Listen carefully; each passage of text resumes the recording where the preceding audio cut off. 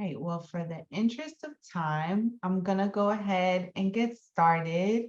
And once we have some more folks join, we will just welcome them on in. So good morning or good afternoon. Thanks for joining our webinar today. My name is Carissa Bowen, and I'm a senior project manager here at Digital Promise.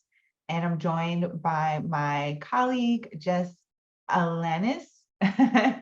Our learning experience designer here at Digital Promise. And we're going to be talking a little bit today about how to plan to sustain and scale your actions. If you're wondering, what this webinar is going to be about, one goal of the Ciena Solutions Challenge is to support students to make in making a lasting and sustainable impact in their local communities. And so in this webinar, we're going to help and share some resources on how educators can support students to essentially thinking about how they can make a long-lasting impact in their projects with whatever resources that are available and accessible to them. Next slide. Thanks. So a little bit about our outcomes today. We are going to help you understand how the challenge-based learning or CBL framework promotes sustainability and scaling efforts throughout the framework.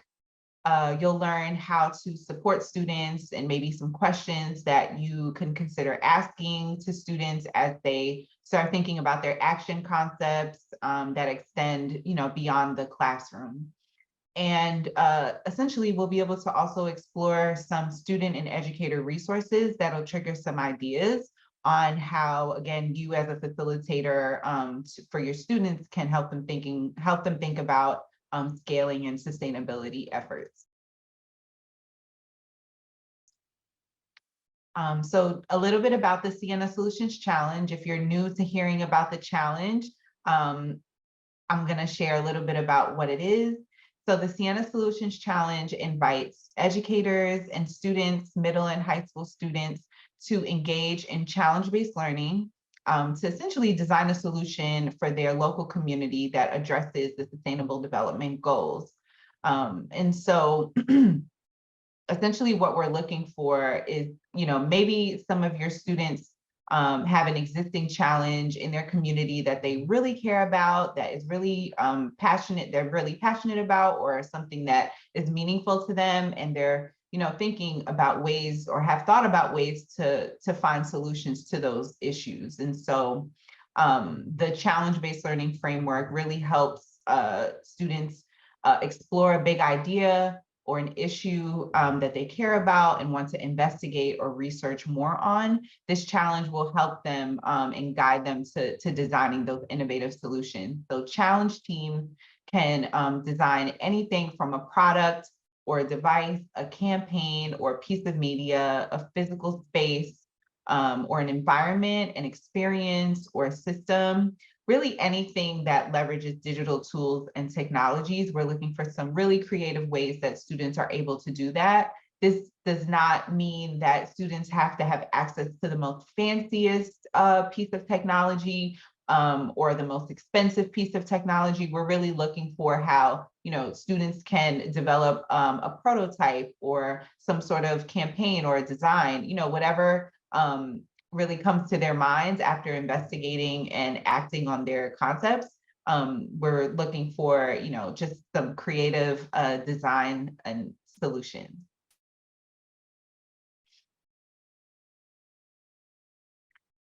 So just a little bit about, how to submit your student projects. Projects that are submitted to the Ciena Solutions Challenge will be considered for inclusion in the Ciena Solutions Challenge online gallery, which you can see here in our little screenshot. This is just a photo of, what our existing, online gallery looks like from last year. And so also, eligible educators can apply for a 2,500 USD dollar sustainability award. And so this webinar is really timely if you're thinking about submitting a project for your students on behalf of your students. And this webinar will be able to talk a little bit about how you can help them sort of think about ways to make a long-lasting impact and really kind of apply for that sustainability award to help them sort of, kind of offspring their or jumpstart their ideas with some funding to back it up. So projects are due on March 1st, 2023, so right around the corner. If you're thinking about how to, look at the application or take a look at it, please begin, if you haven't done so already, registering as an educator at cienachallenge.org. You can also, in doing so, once you're registered, browse the educator dashboard and kind of take a look at, all the resources that are available for you. And you'll also be able to take a look at the Sustainability Award application that will help you submit a student project. And so if you are planning to submit a project, we highly encourage you as an educator to, get some feedback on your drafted project in advance of the submission deadline. So our team is offering written feedback and office hours to help you submit your best application for a Ciena Solutions Challenge Sustainability Award. To submit a draft for review, you can download a copy of this worksheet, and Jess is going to add that to the chat box for you to take a look at the drafted application. So this will give you an idea of what the actual application is. This isn't the official one. This is just a draft. So you can download a copy of this form, answer as many questions as you can. If you don't have some of the answers right now, that's okay. You can feel free to leave those questions blank if you don't have a response or the materials to support it yet. And then you can send a copy of the worksheet to cienachallenge@digitalpromise.org. We will be accepting drafts through February the 1st and will provide feedback within 1 to 2 weeks after receiving your draft. So try to get those drafts in as soon as possible so our team can support you and share some feedback for your students. And with that feedback, they can use it in their Sustainability Award applications.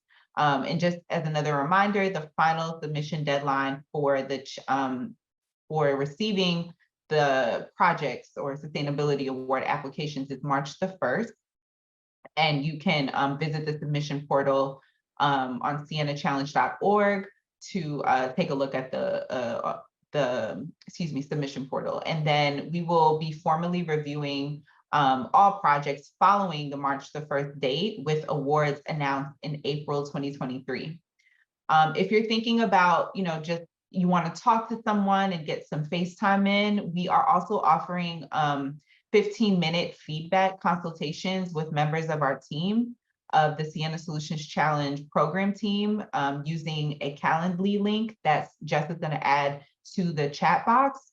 So you don't need to submit a draft to schedule office hours. If you just want to schedule office hours to talk with a member of our team about your students' projects, feel free to schedule that time with us. We're ready and available to talk with you. If you do, rather want to take some time to fill out the application, and you also want to take up the offer of office hours, you're welcome to do both. It's just whatever your preference is. So I'll share this information again at the end of our call, but I just wanted to go ahead and share this opportunity with you guys. So a little bit of what we're going to be talking about today. I would love to maybe get some feedback from you all in the chat box about what phase you're currently in the framework. So maybe you're at the point where you're just finding out about the Ciena Solutions Challenge. Maybe this is your first time joining a webinar, and if it is, thanks for joining. And maybe this is your first time just hearing about the challenge and you want to engage with your students. I'm interested to know where you all are in the process. So in what ways can your students sort of stay engaged with the community beyond their challenge? Maybe you're at the point where you've already started engaging your students. You've already began to talk about, what their big ideas are, what challenges they want to address. And maybe they're at the point where they're starting to investigate some of those challenges in their essential question. I would love to know in the chat box, what investigation methods have you began thinking about, or have your students began to think about, that can best guide them to addressing their own challenges. And maybe you've already passed that phase, and you're thinking about your action, or your students rather are thinking about their action concept. What are they sort of thinking about using in terms of what they want to solve for? What types of prototypes are they thinking about? Or what are they thinking, how are they thinking about creating a long-lasting impact? And if they haven't, I wonder what you all are sort of talking about, or what you're hearing your students discuss in terms of just what they plan to submit after the submission, on the submission date. So how can you and your students sort of continue to take action to build a sustainable solution?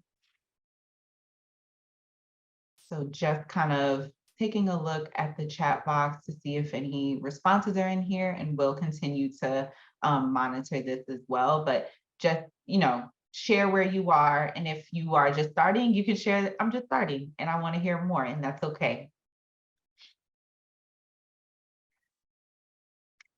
You can go to the next slide. Thanks.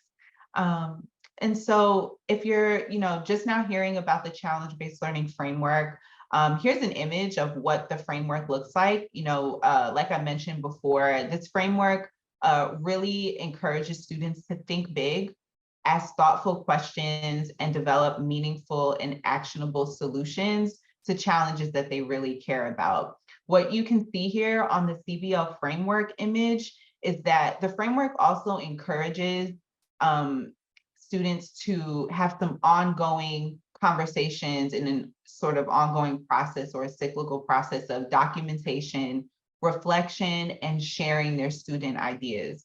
This can be sometimes a little new for students to think about. If you think about sort of traditional learning, it's a lot of teachers providing that content and students getting it and sort of intaking it. The CBL framework is really unique in that it, provides students with an opportunity to have some iterative conversations around, what their ideas are. Maybe in the engage phase, they have an essential question and they are, want to talk about it. They want to reflect on it. It just provides these opportunities for some thinking and some brainstorming and more conversations on how, students are really kind of taking hold of their idea.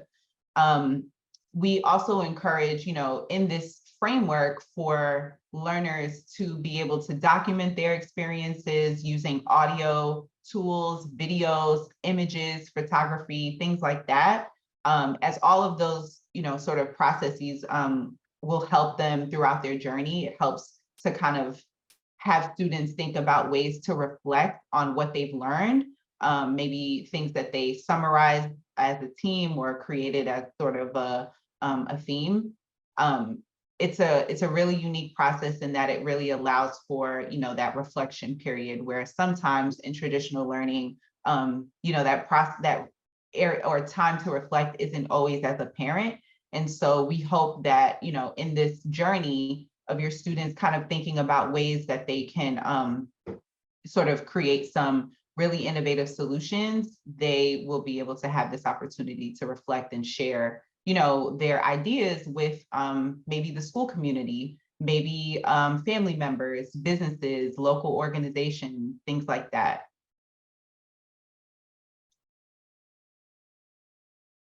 And so just thinking about, where your students are in the process, and if your students are in the point of, they want to be able to act on their concepts, maybe they've already developed an essential question, they've already investigated some of their ideas, and they're at the point of wanting to develop their action concepts and how they want to implement their ideas. Teams should consider a few questions that are here on the screen on how, these actions will directly impact its audience. A lot of what we heard last year from some of our awardees and just folks that participated in the challenge is that, their students sort of saw the project submission deadline as the end all be all. So, the idea is that the projects are to be submitted by the state, and then sometimes student teams don't go back to their creations or their innovations, and they sort of look at the deadline as, you know, this is it, we're going to move on to the next thing. We're hoping that, you know, through these challenges, that the designs that are created and that are submitted are, again, long lasting and create for long lasting impact, and are finding, like, student teams are essentially finding ways to be sustainable, or help their projects and innovations become sustainable. So I encourage, or we encourage you all to ask some questions of your student teams and really help them think about how to, you know, create these ideas long after the project submission deadline. So think about asking them, you know, how effective is the solution that you're creating? Are there any adjustments to be made? Can this solution reach more people outside of your local community?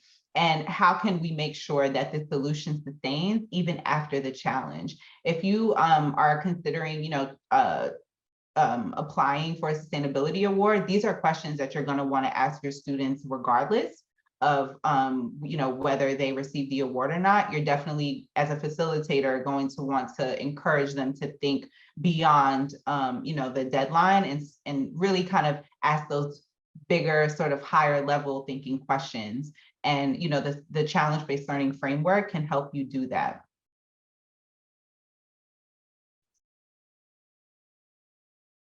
So at this point, I'm going to pass it over to Jess, as she's going to share some examples of some 2022 challenge builders. And essentially these examples were submitted from student projects last year, and educators created sort of their process of how they thought about helping their students to sustain and scale their innovative ideas. So Jess, I'm gonna pass it over to you. All right, thanks, Carissa. And hi, y'all. Happy 2023. I hope everyone's new year is off to a great start. Thank y'all so much for joining us today. And once again, I'm Jess Alanis, and I am super excited to go over some projects from last year's awardees. So just to kind of give an overview, we're going to go over 3 examples of challenge builders. So we are going to go over good health and well-being from Victoria Guerra in Canada, climate change from Theo Narienda in Uganda, and community farming from Victor Okosan in Nigeria. Okay, so in the following examples we're about to view, we will introduce a template board for teams to use for planning before and during their challenges. The board provides a guide through the phases of challenge-based learning and a place to compile ideas and resources.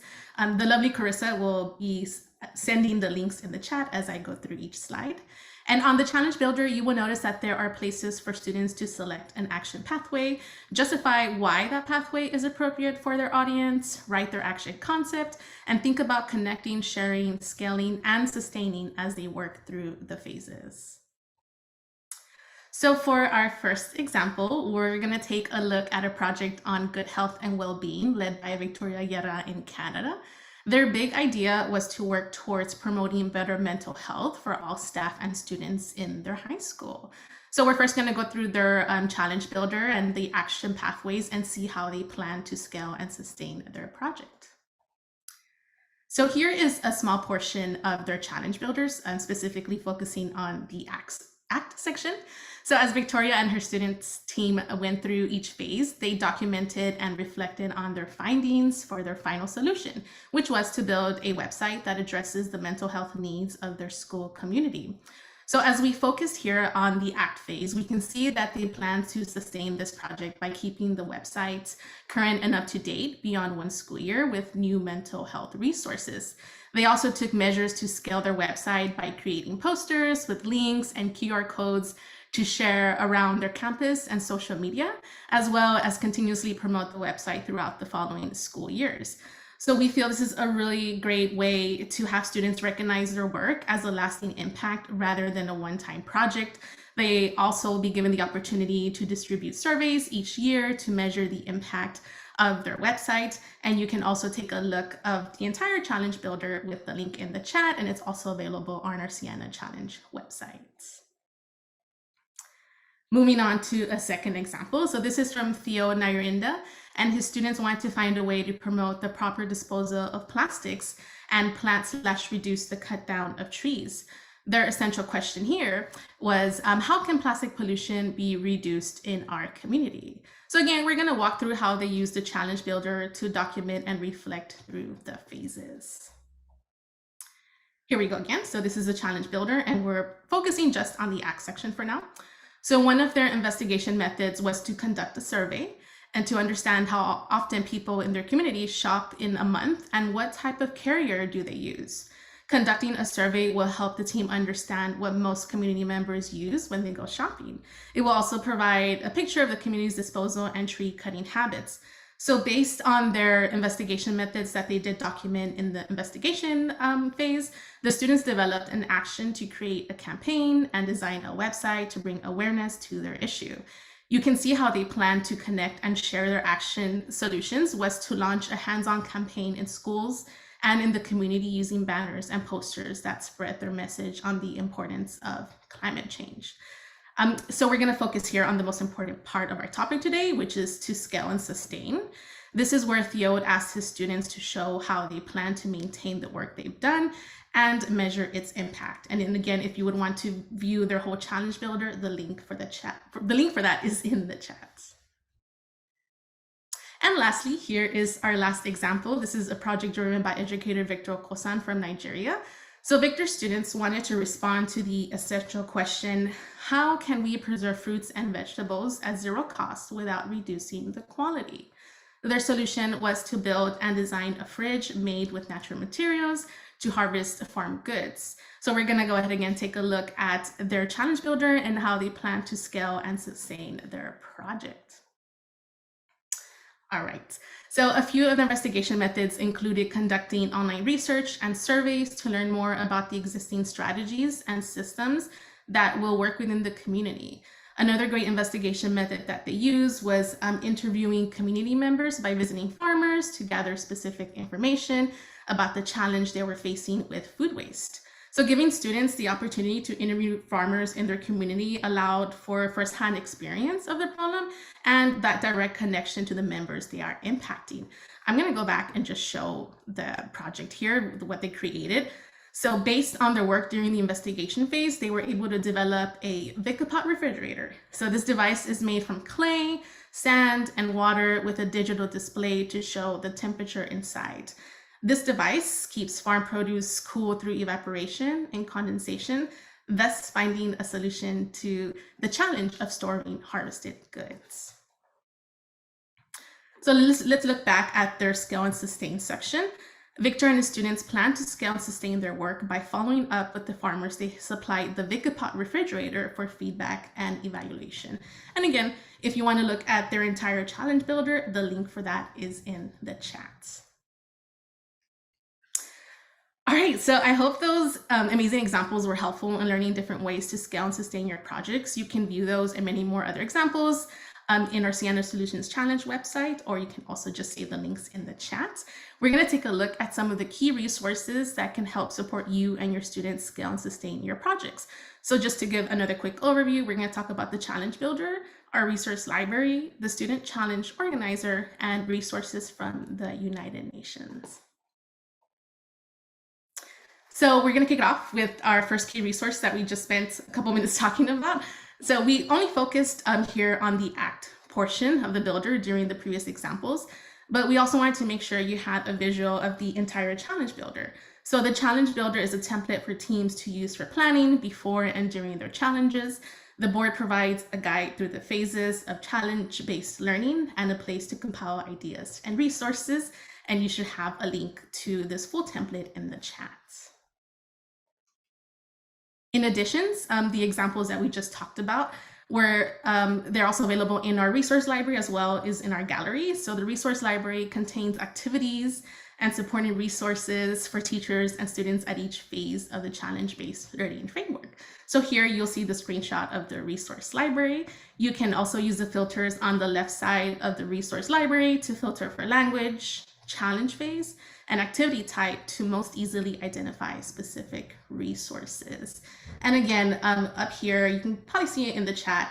You'll also be able to see like our gallery, where you'll be able to find many more examples of our awardees and just different projects. So similar to the challenge builder that we went over, we have student challenge organizers. These organizers encourage reflection and the documentation of ideas. We recommend that students complete the investigate activity synthesis of the student challenge organizer after each investigate activity, and as well as the investigate phase synthesis once they have completed the investigation phase. Both of these templates will also be available in the chat for you to download and use. And we also have a student challenge organizer for the ACT phase. So to reiterate, these organizers encourage reflection and the documentation of ideas as they progress through phases. We recommend that students compile the action phase synthesis of the student challenge organizer and the challenge synthesis once they have completed the entire challenge. These documents will help students to reflect on what they have done and learned throughout the process. And once again, the wonderful Carissa has put the links to these templates in the chat. Okay, so as we wrap up the key resources, we wanted to take some time to share additional materials available to you and your students to best support scaling and sustaining your project. If you weren't already aware, the United Nations website has a section dedicated to the 17 Sustainable Development Goals. So on this page, as you can see here in the screenshot, you will find detailed information and resources to support each goal, and you can also find the link to this website in the chat. So we just wanted to give a brief overview of the resources we feel would best support your Ciena Solutions Challenge project. Under the Learn More tab, you will find a section for student resources. So no matter what phase you're currently in, there are free materials available for you to download that covers various age groups. So you can scroll as long as you need to, and you can just pick and choose what you feel best suits your students and their age.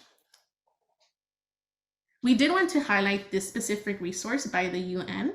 So one great way to ensure your students understand the lasting impact of your project is by having them create personal pledges. A personal pledge can help your students achieve the project's goal, as well as serve as a reminder of their commitment that goes beyond the project.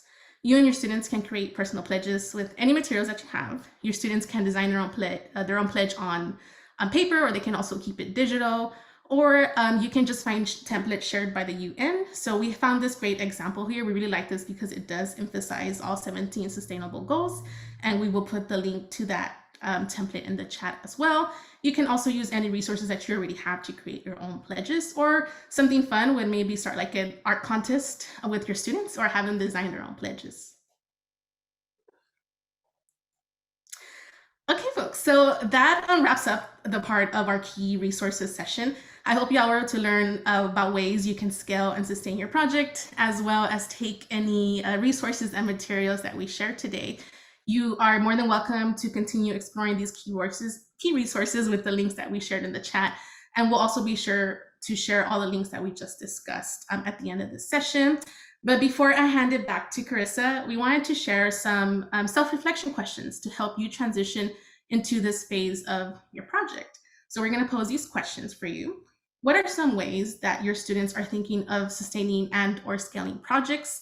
And how have your students documented or reflected on their action concepts? And I'll hand it back to you, Carissa, to see if you want to add anything else to this reflection section. Sure. Thank you so much, Jess, for leading us through, some of those resources, and especially the challenge builder examples. I know that the educators that, completed those challenge builders, they found the challenge builder resource to be one of the most helpful and useful resources to them throughout their process of, sort of facilitating the challenges with their students. It can tend to be, or the process can tend to feel a little intimidating in the beginning when, some questions that students may ask can feel so broad. And sometimes they can be really sort of big thinkers, and we want them to be, but we also want them to be really detailed and really kind of thinking about how to investigate some of these solutions, as opposed to going straight to a solution and not having had time to really sit and think about, ways that they want to investigate on, their big ideas.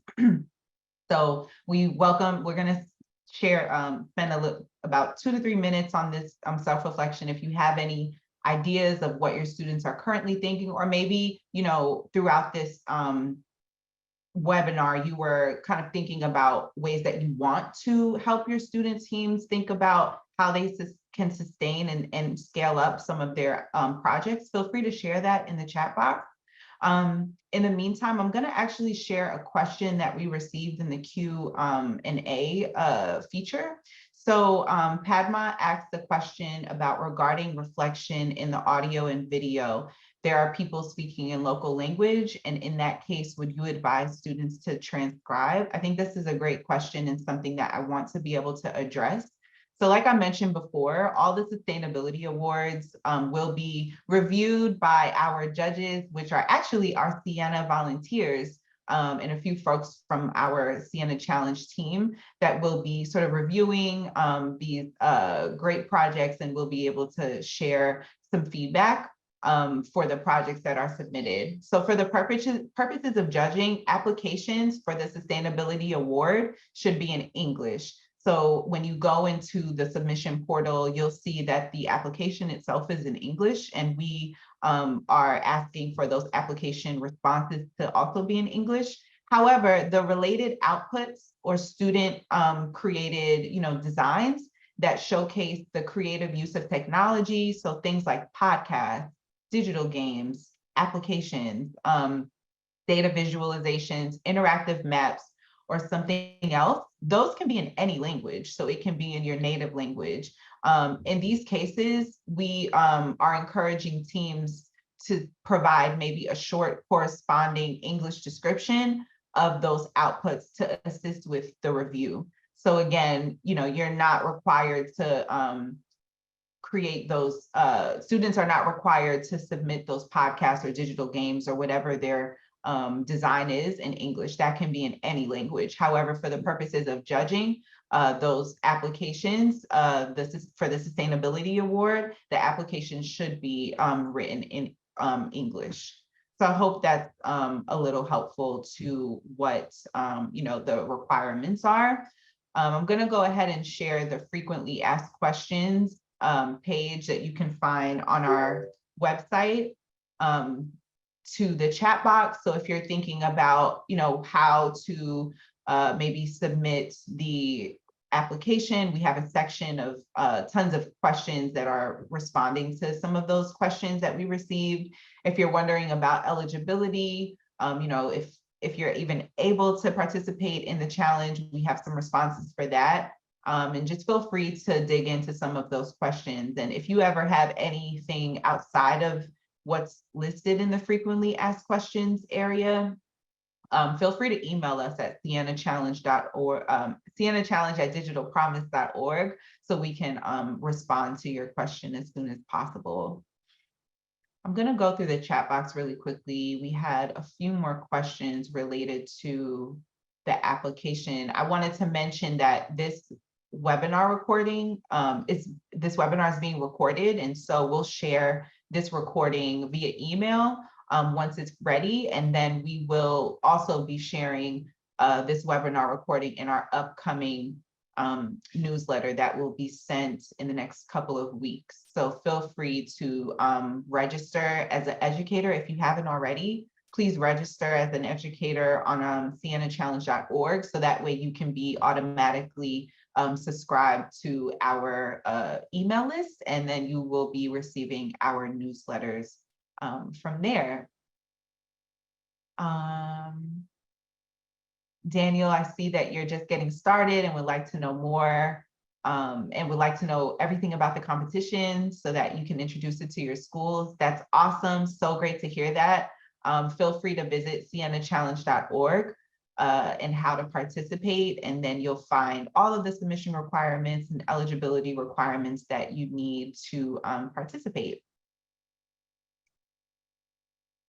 So we don't have any other questions right now, but again, we have a few more minutes left in our time together, so I'll leave the time open. Jess, if you want to go to the next slide. I just want to bring this opportunity back up for anyone who is considering submitting a student project or student projects. Again, we're offering feedback on your drafted project in advance of the submission deadline. Again, we're going to be accepting drafts through February 1st. So feel free to download a copy of this document that you can see. Jess just added it to the chat box. You can also schedule a 15-minute feedback consultation with a member of the Ciena Solutions Challenge program team. And you, again, you don't have to submit a draft in order to schedule time with us. If you just want to schedule a time with us, that's totally fine. We encourage it. And if you want to do both with submitting a draft and scheduling time, you're welcome to do that too. We want to be able to provide you with as much support as possible.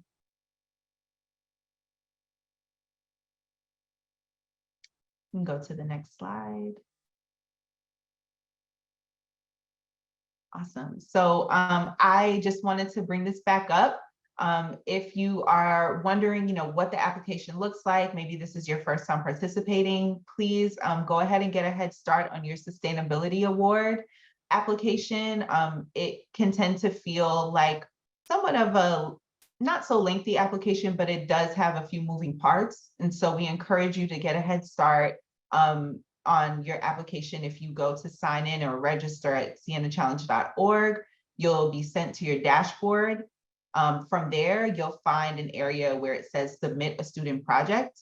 And you can, also check out the eligibility and submission requirements. Like I mentioned before, you are welcome to start your application. If you're not ready to necessarily finish or submit it right away, you can also save your project or application as a draft until you're ready to submit. So we just encourage you to, get a good view of the application, see what is required. And if you want to start it, you can. And if you want to save it as a draft, you are also able to do that. So we just wanted to make that opportunity available for you. And if you have any questions related to the application or how to submit, or, what should my students be thinking about in terms of, sustaining some of their projects or even scaling up. If you participated last year and your students are considering, going a step further, taking a step further into their design projects, but you don't necessarily know how to help them think about that, please schedule time with us so that we could help you with some questions or resources that we have available for you. So I'm gonna end our time. I don't see a lot of questions coming through the chat box now, but I do appreciate everyone's time and joining our webinar today. Again, this webinar is being recorded, so we will be able to share this recording once it becomes available in the newsletter and via email. So be on the lookout for that once it becomes available.